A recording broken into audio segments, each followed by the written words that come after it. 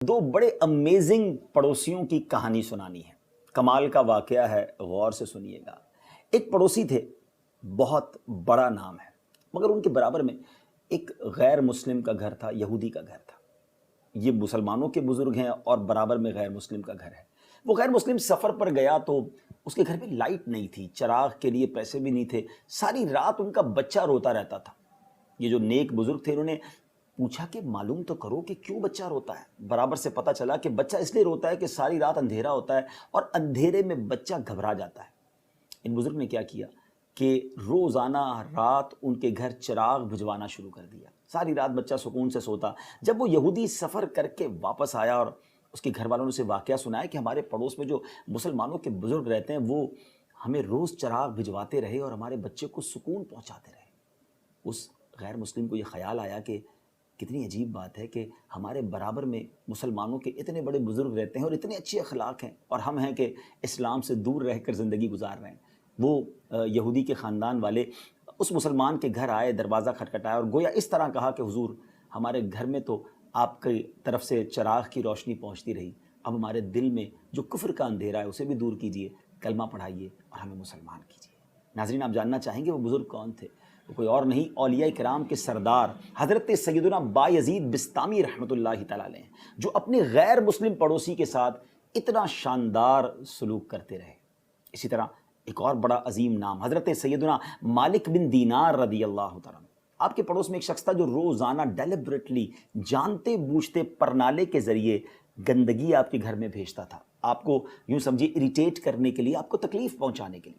آپ کوئی جواب نہ دیتے تھے۔ کچھ دنوں کے بعد اس پڑوسی سے رہا نہیں گیا کہ یہ کمال کی بات ہے، میں روز گندگی بھیجتا ہوں، کوئی جھگڑا نہیں، کوئی ریٹیلیٹ نہیں، معاملہ کیا ہے؟ دروازہ کھٹکھٹایا، حضرت مالک بن دینار رحمۃ اللہ تعالیٰ علیہ نے دروازہ کھولا تو وہ کہتا ہے حضور، میں روز آپ کے گھر میں گندگی بھیجتا ہوں، آپ کو تکلیف نہیں ہوتی؟ تو آپ نے فرمایا تکلیف تو بہت ہوتی ہے، تو پھر کیا کرتے ہیں آپ؟ کہا میں پانی ڈالتا ہوں، گندگی تمہاری طرف سے جو آتی ہے اسے دھو دیتا ہوں۔ غصہ نہیں آتا؟ سوال کیا اس نے۔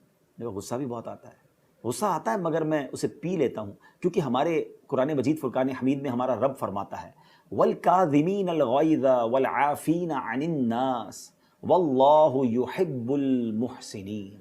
ترجمہ کیا ہے؟ اور غصہ پینے والے اور لوگوں سے درگزر کرنے والے اور نیک لوگ اللہ کے محبوب ہیں۔ اب اس غیر مسلم نے کیا کیا؟ اس نے گویا اس طرح عرض کی کہ حضور، گھر کی گندگی جو میں نے آپ کے گھر میں بھیجی وہ تو آپ نے پانی ڈال کر دھو دی، اسے بعد میں دھوئیے گا، پہلے میرے جو سینے میں کفر کی گندگی ہے اسے دھوئیے۔ کلمہ پڑھ کر مسلمان ہو گیا۔ ناظرین، یہ دونوں واقعات ہمارے لیے کیا میسج لیے ہوئے ہیں کہ پڑوسی کے کتنے حقوق ہیں، اور ہمارے بزرگان دین وہ ہیں کہ جو غیر مسلم پڑوسیوں کے ساتھ، تکلیف پہنچانے والے پڑوسیوں کے ساتھ بھی ایسا رویہ رکھتے تھے کہ وہ کلمہ پڑھ کر مسلمان ہو جاتے۔ مگر کیا ہمارا مسلمان پڑوسی ہم سے مطمئن ہے؟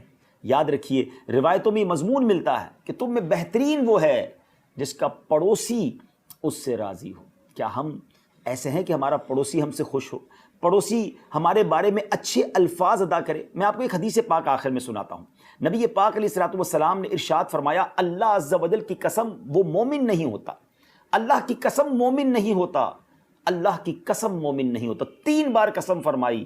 عرض کی گئی کون یا رسول اللہ صلی اللہ تعالیٰ علیہ وسلم؟ تو فرمایا وہ جس کا پڑوسی اس کی شرارتوں سے امن میں نہ ہو۔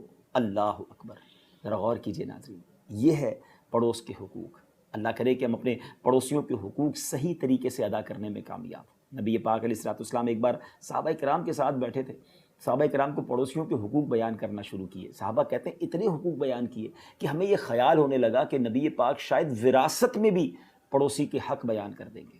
اب ہمیں یہ غور کرنا ہے، ہمارے پڑوسی ہم سے راضی ہیں، یہ تکلیف میں ہیں، اگر وہ تکلیف میں ہے تو ان کو راضی کر لیجئے، کیونکہ پڑوسی راضی تو انشاءاللہ رب بھی راضی۔ اللہ پاک ہمیں پڑوسیوں کے حقوق ادا کرنے والا بنائے۔